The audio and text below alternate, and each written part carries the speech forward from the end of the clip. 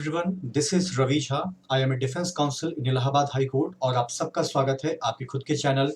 Target for IQ के ऊपर। जैसा कि हम सभी जानते हैं कि अभी हाल ही में 31 बिहार जुडिशियल सर्विस एग्जामिनेशन का रिजल्ट आया है और उसके साथ ही साथ एक चर्चा का दौर और भी शुरू हो गया है कि बहुत ही जल्द हमें 32nd Bihar judicial service examination का नोटिफिकेशन भी देखने को मिलेगा, जिस रिगार्डिंग नंबर ऑफ कॉल्स और क्वेरीज टारगेट फॉर आईक्यू के ऑफिशियल नंबर 7500110314 पे हमें रिसीव हो रही हैं और खास तौर पे इस बात के ऊपर चर्चा ज्यादा है कि एज सुन एज पॉसिबल इस बैच की शुरुआत की जा सके ताकि समय रहते सारी चीजों को एक प्रॉपर तरीके से एग्जीक्यूट किया जा सके। और इन्हीं सारी चीजों को ध्यान में रखते हुए टारगेट फॉर आईक्यू के ऊपर बहुत ही जल्द 15 अक्टूबर 2022 से 32 बिहार जुडिशियल सर्विस एग्जामिनेशन को ध्यान में रखते हुए एक बैच रन किया जाएगा जो सिर्फ और सिर्फ प्योरली फोकस्ड होगा आपका जुडिशियल सर्विस एग्जामिनेशन से रिलेटेड। अब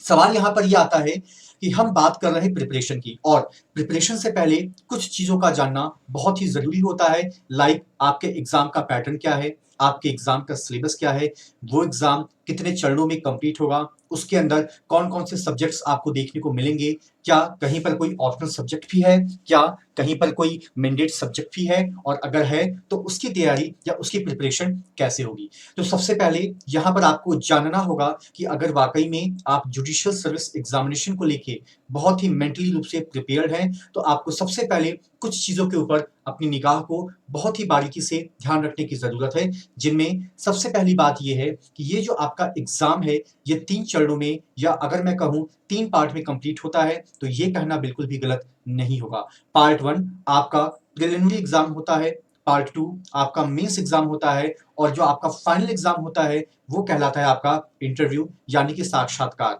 और इन्हीं तीनों के आधार पे आमतौर पर यह डिसाइड किया जाता है कि whether you are going to be the part of the judicial service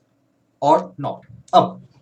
यहां पे अगर हम चर्चा के इस दौर को थोड़ा सा और आगे बढ़ाते हैं तो कम से कम अब आपको यहां पर जानना होगा कि जो आपका पहला हर्डल होता है या जो पहली सीढ़ी होती है वो है आपका प्रिलिमिनरी एग्जामिनेशन। और बिहार के अंदर ये जो आपका एग्जाम होता है ना, ये आपका अलग अलग पार्ट में कंडक्ट होता है, यानी कि एक पार्ट आपका कहलाएगा पेपर 1 और दूसरा पार्ट आपका कहलाएगा पेपर 2। जब हम पेपर 1 की बात करते हैं तो इसका जो वेटेज है वो है आपका 100 नंबर का, जिसके अंदर general studies, general knowledge, elementary science और करंट अफेयर्स ये सभी के सभी आपके सिलेबस का पार्ट है। यानी कि जब मैं आपसे सामान्य अध्ययन की बात करता हूं तो इसके अंतर्गत आपका जो जीके और जीएस वाला पार्ट है वो भी आएगा, इसके अंदर जो एलिमेंट्री जनरल साइंस है वो भी आएगा, और जब आपके साथ जनरल नॉलेज की बात की जाती है तो इसका तात्पर्य है कि प्रॉपर करंट अफेयर्स। ठीक है, अगर हम पेपर 2 की बात करते हैं तो इसमें लॉ से रिलेटेड सब्जेक्ट ही आपसे पूछे जाते हैं और इसका जो वेटेज होता है वो होता है आपका 150 नंबर का। यहां पे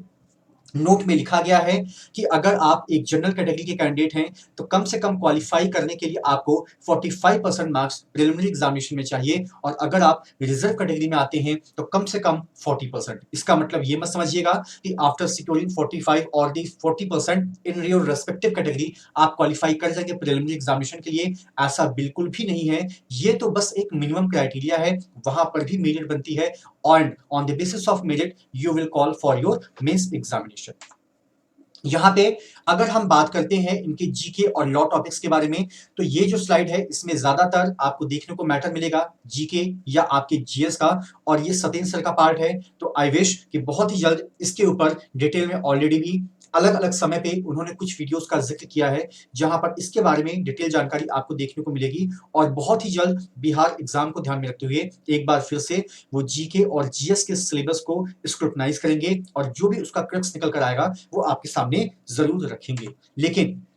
जब हम बात करते हैं पेपर 2 की जिसका वेटेज है आपका 150 नंबर, और 150 नंबर के लिए जहां तक मेरी जानकारी है कम से कम 18 सब्जेक्ट्स के ऊपर आपको एक गहन अध्ययन की जरूरत होती है। हालांकि जब आप इसको नोटिफिकेशन में देखेंगे तो आपको इसका सिलेबस बहुत ही ज्यादा इजी लगेगा, आपको लगेगा कि बस 9 ही पेपर तो हैं, लेकिन जब आप उन 9 पेपर को बाइफरकेट करते हैं तो आपको निकल कर पता चलता है कि वो 9 नहीं बल्कि उसके अंदर जो टोटल पेपर की संख्या है वो है 18। अगर हम पहले पेपर की बात करते हैं तो वो है आपका लॉ ऑफ एविडेंस, दूसरा पेपर आपका कोड ऑफ क्रिमिनल प्रोसीजर, तीसरा paper civil procedure code, paper number 4 आपका आर्बिट्रेशन, उसके बाद कॉन्स्टिट्यूशनल लॉ, उसके बाद एडमिनिस्ट्रेटिव लॉ, उसके बाद आपका Hindu law, then Mohammedan law, उसके बाद आपका ट्रांसफर ऑफ प्रॉपर्टी एक्ट, उसके बाद principle of equity, law of trust, specific relief act और लॉ ऑफ कॉन्ट्रैक्ट और लॉ ऑफ टॉर्ट भी आपको देखने को मिलता है। इसके अलावा अगर मैं यहाँ पे आगे बढ़ूं तो कॉमर्शियल लॉ आपको देखने को मिलता है और इस कॉमर्शियल लॉ के अंतर्गत आपको सोगा यानी कि sales of goods act, partnership act, negotiable instrument act और कंपनी लॉ जैसे सब्जेक्ट भी आपको पढ़ने का मौका मिलेगा। तो आप ये मान के चलिए कि अगर हम सिर्फ और सिर्फ बिहार को ध्यान में रख के अपनी चर्चा को आगे बढ़ाएं तो यहाँ पे 18 सब्जेक्ट के रिगार्डिंग आपको एमसीक्यू की तैयारी करनी पड़ेगी, उसके ऊपर आपको अपना फोकस करना पड़ेगा, उसके बाद ही आप एक बेहतर पोजीशन में अपने आप को सेफ जोन में ला सकते हैं। उसके बाद अगर हम इसके मेंस एग्जाम के पैटर्न की बात करते हैं तो देखिए मेंस के अंदर जो टोटल नंबर ऑफ पेपर की संख्या होती है ना वो होती है टोटल 8, यानी कि गिरी से गिरी हालत में हर ग्राउंड पे आपको 8 पेपर तो देने ही होंगे, जिनमें से 5 ऐसे पेपर्स हैं जो मैंडेट पार्ट हैं, यानी कि बिना इसके तो आप आगे का सफर तय नहीं करेंगे, और 3 ऐसे पेपर हैं जहां पर आपको चॉइस मिलती है, यानी कि आपके सामने 5 सब्जेक्ट्स का या 5 पेपर का एक कॉम्बिनेशन रखा जाएगा, जिनमें से किन्हीं 3 सब्जेक्ट के कॉम्बिनेशन को आपको ऑप्ट करना होगा और वही 3 सब्जेक्ट जो होंगे वो आपके मेंस एग्जाम के अंदर एक महत्वपूर्ण भूमिका को निभाते हैं। अब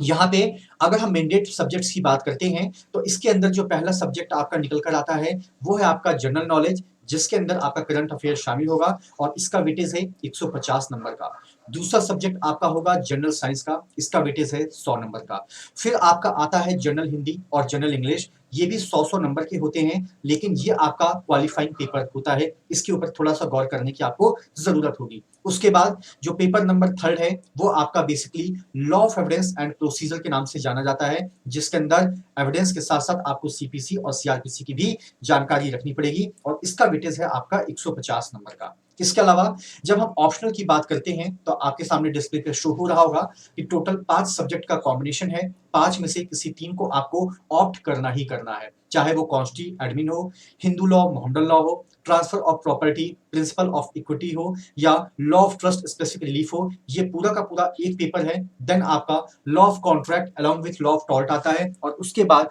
जो कॉमर्शियल लॉ है, जिसको कि अभी हमने थोड़ी देर पहले प्रिलिमिनरी का जब हम सिलेबस डिस्कस कर रहे थे तब इसको बाइफरकेट किया गया था। इन सारे पेपर का जो वेटेज है ये आपका है कंप्लीटली 150 नंबर का, प्रत्येक पेपर आपको देखने को मिलता है। तो आप ये मत समझिए कि इसका सिलेबस बहुत ज्यादा आसान है और इतना भी इजी आपको लेके चलने की जरूरत नहीं है। अब सवाल ये है कि जो बैच टारगेट फॉर आईक्यू के ऑफिशियल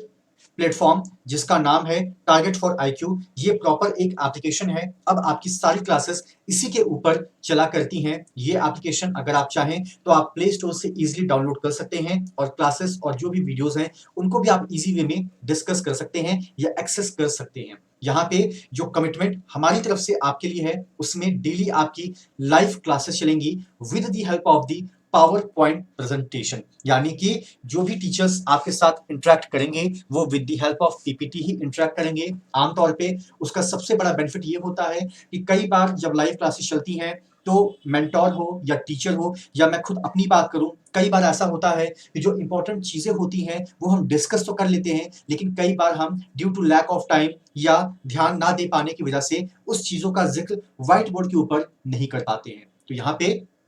पीपीटी के अंदर सारी चीजों का जिक्र आपको होगा, तो अगर आपको लगता है कि that thing is relevant for you तो आप उसको लिख भी सकते हैं। और ये सारी की सारी चीजें सिर्फ लाइव के अंदर ही नहीं, मान लीजिए कि अगर किसी वजह से आप लाइव क्लास को अटेंड नहीं कर पाए तो रिकॉर्डेड वर्जन में भी एज इट इज सारी चीजें आपको देखने को मिलेगी। अगर हम इस बैच के ड्यूरेशन की बात करें तो ऑन एन एवरेज 1.5 घंटे की आपकी क्लास होगी। ये क्लास एक शिफ्ट में भी हो सकती है या एक से ज्यादा शिफ्ट में भी हो सकती है। इसके अलावा जो नोट्स होंगे वो प्रॉपर पीडीएफ फॉर्मेट में आपको दिए जाएंगे। समय के साथ हम भी अब थोड़ा सा एडवांसमेंट की ओर बढ़ रहे हैं। ज्यादातर जो नोट्स पहले हैंडटन दिए जाते थे अब उनको प्रॉपर टाइप फॉर्मेट में किया जा रहा है ताकि आपको आने वाले वक्त में कम से कम असुविधा का सामना करना पड़े। अपार्ट फ्रॉम दैट फिर भी हम अपने सभी व्यूवर्स ये कहते हैं कि देखिए, जो अगर आप मेंस की तैयारी वाकई में शिद्दत के साथ करना चाहते हैं तो आपको गिली से गिली हालत में पर डे 4 से 5 घंटे तो लिखना ही पड़ेगा। यानी कि जो हमारा नोट्स है, वो आपके लिए एज़ अ लाइफ सेवर का काम कर सकता है, लेकिन अगर आपको इस जंग को जीतना है,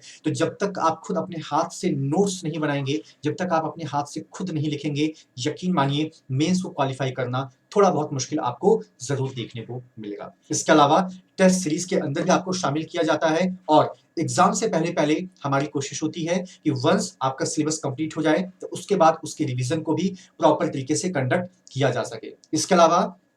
मैं रवि झा जो खुद एक इनिशिएटिव लेता हूं राइटिंग प्रैक्टिस की, और ये बात आप भी जानते हैं कि मेंस के अंदर राइटिंग प्रैक्टिस एक महत्वपूर्ण रोल अदा करता है और इसके लिए हमारे पास हर साल नंबर ऑफ कैंडिडेट्स एनरोल्ड होते हैं, लेकिन उनमें से मात्र 10% ही ऐसे होते हैं जो डेली बेसिस पे ना सिर्फ लिखते हैं बल्कि लिख के हमें भेजते भी हैं और हमारे द्वारा उनको चेक भी किया जाता है। तो राइटिंग प्रैक्टिस के लिए वैसे तो ये एक ओपन प्लेटफॉर्म है कि आप सभी पढ़ लिखिए, अपने आंसर को चेक कराइए, लेकिन सच्चाई और वास्तविकता ये है कि मात्र 10% ही ऐसे कैंडिडेट होते हैं जो रेगुलर बेसिस पे उस सफर को अंतिम समय तक कंटिन्यू करके चलते हैं। अगर मैं इस इंटायर बैच के ड्यूरेशन की बात करूं, तो इस बैच का जो ड्यूरेशन होगा वो होगा आपका, अगर हम टी की बात करें तो 2 महीनों के अंदर पूरी कोशिश की जाएगी कि बिहार के सिलेबस को ध्यान में रखते हुए आपका इंटायर सिलेबस कंप्लीट किया जा सके। इसके अंदर रिवीजन का जो टाइम पीरियड है वो शामिल नहीं किया गया है। और अगर हम मेंस की बात करते हैं